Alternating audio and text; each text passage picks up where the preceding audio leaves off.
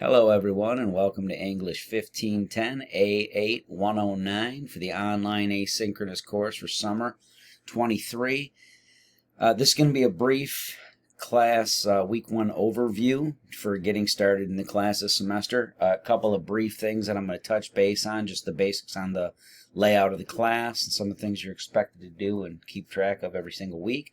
First and foremost, you must log in every week and you must watch the overview video as your starting point every week. They will typically always be up by around 6:30 p.m. I wanted to have this one up by 6. I had a little bit of snag with the posting and the recording. I have, but on a typical week, as noted here, they're up by 8 p.m. on Monday nights. I usually do have them up by 6:30, which will be the case for week 1. In any event, note some of the primary things. You have your course schedule and tentative plan of work will always be here on the opening portion of the semester or announcements page. You'll see that the things that are listed here give you your reading schedule and assignment schedule just in this brief overview. Some of these things, as we get towards the second half, I launched up through week 4, and then we'll start going into pieces that are going to overlap through weeks 5, 6, 7, and 8, and we'll get to those as we go. The rest of these launch with their assignment dates and things like that around the 4th week. The remainder of the schedule, if anything has to be changed, I'll let you guys know ahead of time. But the course schedule and tentative plan of work will always be here for your viewing. There will always be an overview for each week that launches right here. And then typically, if there's stuff consequential, especially if things are building from one week to the next, I will take the week 1 overview in week 2, and the week 1 overview will still be down here in its week 1 place in the course schedule and tentative plan of work. And then for week 2, your overview will launch, and it'll be here for that week. And then as we go along, I move them down and open a new one up each week. I usually post a brand new one for the classes as we go, especially since each class is slightly different from the other. There are some pre-records that are in Dropboxes that may make reference to other schedules or semesters. Obviously, ignore timeline things on those ones if I refer to fall of 22 or winter of 23. I do have some that I reuse that are instructional supplements for the assignments themselves. Having said that, 2 things that you should be noting right off the bat: this schedule and tentative plan of work. This is the schedule you'll follow through the semester. And over here on the right-hand side under upcoming events for your calendar, you should have this clicked so that the arrow points down, and you can see what the things are that are opening up. These are actually the drop boxes. You can click on them right here. You can access your assignments for the semester either there or here under assignments. If you were to click here to access those drop boxes, the same ones are listed here with their due dates and the assignments themselves. Otherwise, right here from the home page, you can click on these. The first discussion board you have to complete this week is a class introduction. Mine is included here. You can simply click on the class introduction and start your own thread, introduce yourself covering the same content. Please be a little bit more expressive than just answering with 1 or 2 word answers for each one of the categories on here. And then each time a discussion board opens, it'll be posted there in this timeline of upcoming events. You can always access those discussion boards on their own up here under discussions. Here's the first one. As I said, it opens at 6:30 p.m. or 6 p.m. this evening. So we have here 2 different access points for assignments and discussions, either up here under their heading label or right here under upcoming events. The things that are your assignments and discussion boards will both post here. Class introduction is for week 1. As are the FERPA form, the academic honesty form, and the diagnostic writing. These are the 4 things for week 1. So doing a quick introduction there, and then the FERPA form piece, all you're doing is downloading this FERPA form. You're going to fill this in. You're actually writing on here. I don't mind if you're actually just downloading it to your device and typing in your name and dates and things on there. I will consider that for confirming on these forms. Not really that big of a deal to me in terms of whether or not your name is written or typed in. We can accept both. You're going to be doing that for both the FERPA form and the academic honesty form. I need both of those from students by the end of week 1. I need the class introduction and then the diagnostic. The diagnostic, I do not have an additional video for this one. One of the things in week 1 that students must do is read through these instructions and show that they can carry these out in a basic form. You're doing a short 300-word essay that you're writing. Follow the basic instructions of what it says. MLA formatting and everything must be in a Microsoft Word document. We make no other compatibility guarantees. So if you're working with Google Docs or pages from your iPad or your MacBook, you have to know how to export as a Word document, or you must be using Microsoft Word. I cannot read your zip files and all these other things. We have a number of software programs and protocols that we need to have all working in concert if it's going to be effective for us to have submissions and discussion boards and things, and me be able to review them all through our software platforms and then give you feedback. Those are the component pieces for week 1. You'll note that if you go down through the course schedule and tentative plan of week work for week 1, it says FERPA and academic honesty forms, the diagnostic essay, and then the introduction discussion board post. All of these are Sunday by 11:30 p.m. Week 1 reading. If you already have the textbook, the 4th edition is the one that's available there at the bookstore or through the bookstore. You can do, most of them are just a digital copy, I think, that most students got. But I have decided that I can still use some of the old ones if students want to get those used copies. I recommend that if you can at all make arrangements to get one of those online. This week, these readings should be review for most students. They cover some of the things about the writing process and things like that. So if you did not get your book prior to day 1 of week 1, then by all means, go through this course opening and textbook information announcement down here. And I have a couple of different editions. This is the most recent one, and these are just some pictures from some prior ones. But I'm making an overview here. I can work with these other editions, so read through these. If you use something like this, and let's say we wanted to go with Writing Today, here, I'll go Writing Today Brief 2nd edition. If I were to do something like this and search right now for just one of these copies,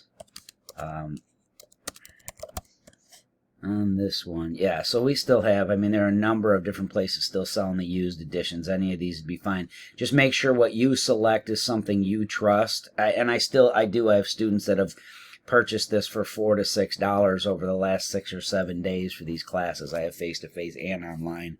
And these are just fine. I can provide the reading and guideline things for the multiple editions. Just make sure it's whatever edition you pick. Just make sure it's one of the ones that I have listed here.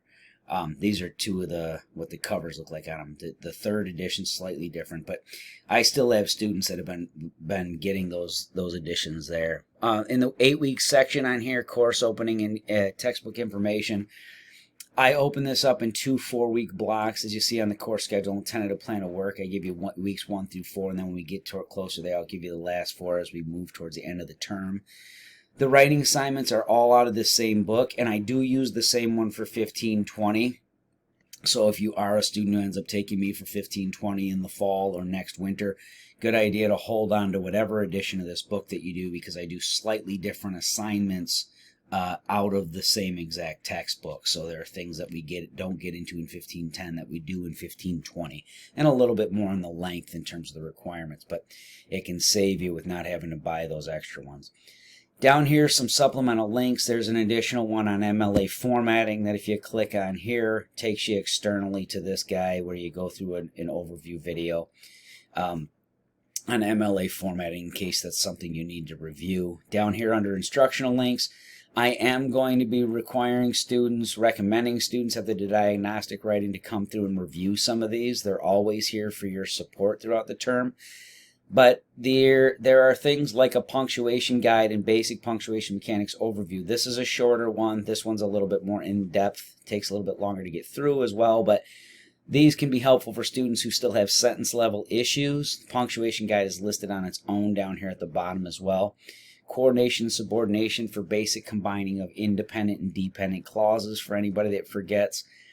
Just make sure that if you at all at the start of the semester, particularly with the diagnostic writing, if you're still shaky at the sentence level, you have problems with grammar, mechanics, style, punctuation, things, and you did not take a remediation class like 1055 or 1060 or something along those lines, then you may need those supplemental pieces. We do not do a great deal in 1510 where we're looking at those sentence level issues. So if I get a diagnostic writing from you this week and I look it over and I deem that you need further tutoring to support you for the semester, I will make those recommendations there. Note, at the start of the semester, I require all students to attend at least one ASC tutoring session for the semester. You get extra credit for the very first one and then any additional session you attend throughout the term. But the main thing is this.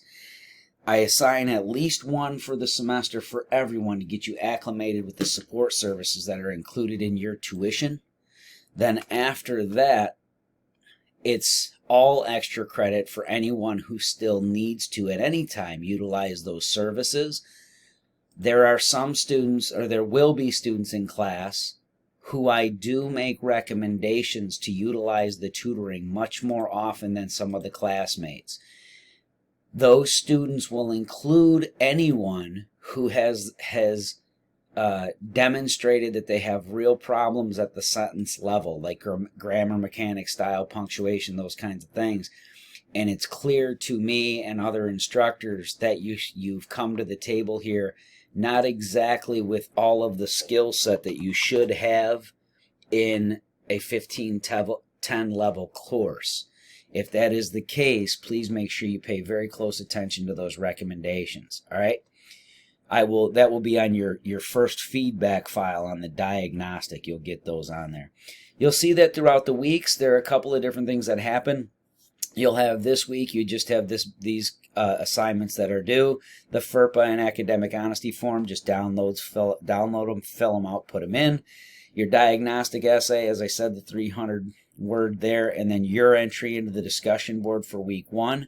Then next week it's fairly simple. You'll get into some chapter reading on memoirs. There will be a Dropbox. The Dropbox opens up this Sunday, and it has an additional instructional video. You'll download and fill out the summary and outline once you decide on what memoir you're going to write, and that will be your submission for that Sunday that comes up the next week. Every single week, you'll see the assignments are posted here, and their corresponding assignment Dropboxes or discussion boards will all be listed here with those dates and times. You will see in this week, you'll start to have things that overlap. On the week 3, you'll have a draft due, and you will also post one of your drafts to the discussion board, and you will also review one of your classmates. Now remember that during these rough draft sessions, these are not feedback weeks from me. I am monitoring the discussion boards for your peer review. I will give you credit, rough draft credit, for the submission you put in. I mostly write feedback files on your summaries and outlines.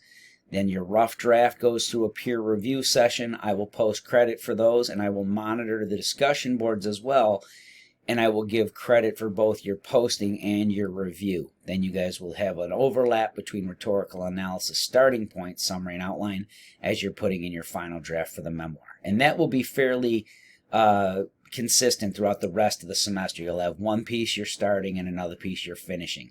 And this week on rhetorical analysis, for instance, you'll actually be getting your research paper topics as well that you'll be able to start on, but the due dates won't begin until the next week. So then you'll have a fifth week where you're actually submitting to 6th, 7th, and 8th. You'll have more than one submission.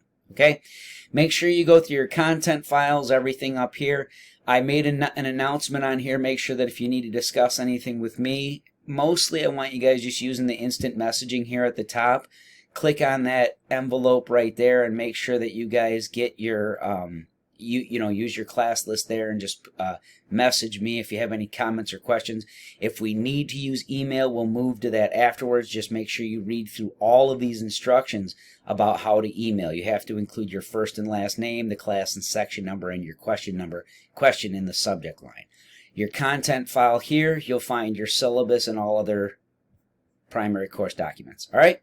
I look forward to working with you guys. Good luck on week 1. Get those files in, and I'll see you next week.